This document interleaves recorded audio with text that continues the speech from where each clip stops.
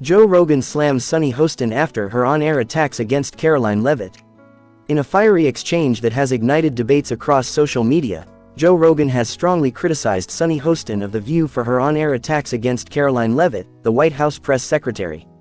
The controversy stems from Hostin's recent remarks, which Rogan called hypocritical, biased, and completely unhinged. The situation has fueled further division between mainstream media personalities and independent commentators, with many praising Rogan for calling out media hypocrisy while others accuse him of defending extremism. So, what exactly happened? And why has this exchange become such a heated topic of discussion? Let's break it all down.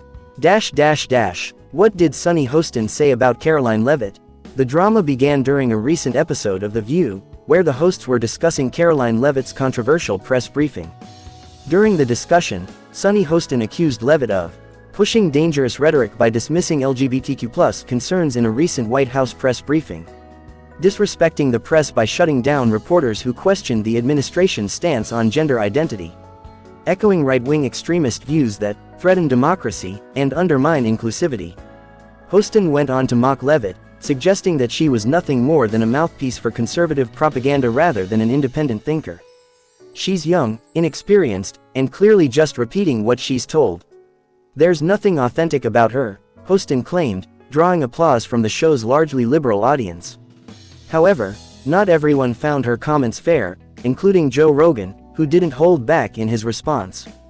Joe Rogan fires back, Sunny Hostin is the real problem. On his podcast, The Joe Rogan Experience, Rogan ripped into Hostin and the panel of The View, accusing them of engaging in personal attacks rather than real political debate. It's incredible how The View can sit there every day pretending to be this progressive, intelligent show, but all they do is bash anyone who disagrees with them, Rogan said.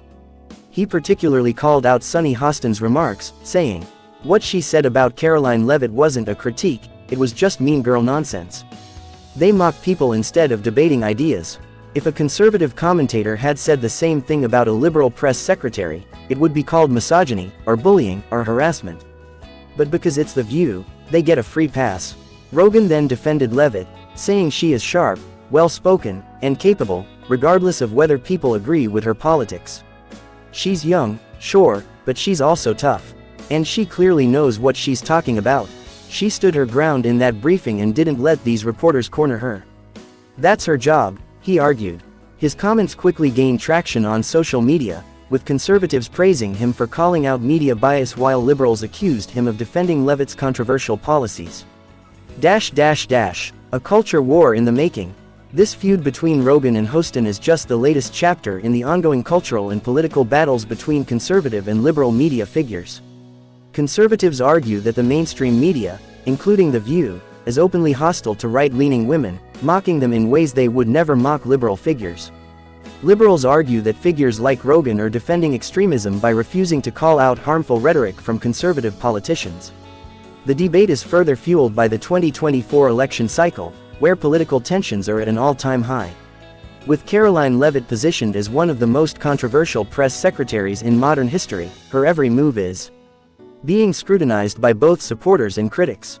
Meanwhile, Joe Rogan's influence in shaping public opinion continues to grow, making his critiques of mainstream media all the more significant.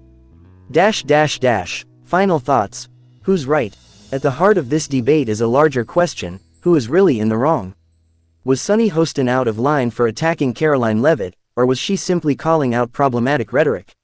Was Joe Rogan justified in calling out The View, or is he defending someone who deserved the criticism? One thing is clear: the battle between traditional media and independent voices like Rogan is far from over. Where do you stand? Drop your thoughts in the comments below.